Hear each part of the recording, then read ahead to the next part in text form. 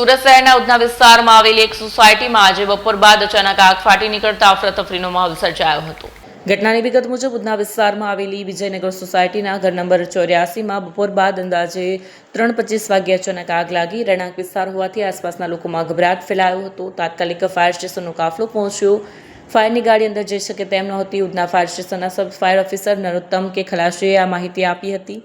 તેથી ગાડી બહાર ઊભી રાખી પાણીની લાંબી પાઇપ લંબાવીને કામગીરી શરૂ કરવામાં આવી હતી. ઘરમાં ધુમાડો એટલો પ્રચંડ હતો કે જવાનોએ ઓક્સિજન માસ્ક પહેરીને પ્રવેશ કરવો પડ્યો. બહાદુરી બતાવતા આસારામભાઈ ઇજાગ્રસ્ત થયા. ગેસ સિલિન્ડર સુરક્ષિત બહાર કાઢતી વખતે તેમને સામાન્ય ઇજાઓ પણ પહોંચી. જો આ સિલિન્ડર સમયસર બહાર ન નીકળ્યા હોત તો મોટી જાનહાની થઈ હોત. શોર્ટ સર્કિટથી આગ લાગવાનું અનુમાન છે. આગને કારણે ઘરમાં રહેલી ઘરવખરી અને કિંમતી સામાન બળીને રાખ થઈ ગયો છે, પરંતુ ફાયર બ્રિગેડની સતર્કતાને કારણે આગ વધુ ફેલાતા અટકી હતી અને મોટી દુર્ઘટના ટળી હતી. મેં સબ ઓફિસર નોટમ કે ખલાસી ઉધના ફાયર સ્ટેશન. કઈ જગ્યા અને શું આગનો બનાવ હતો? વિજયનગર ઘર નંબર 84માં આગ લાગવાનો કોલ મળ્યો હતો. ફાયર કંટ્રોલ દ્વારા 3:25 જેવો ટાઈમ હતો અને અમે તરત ઘટના સ્થળ આવીને કામગીરી ચાલુ કરી દીધી.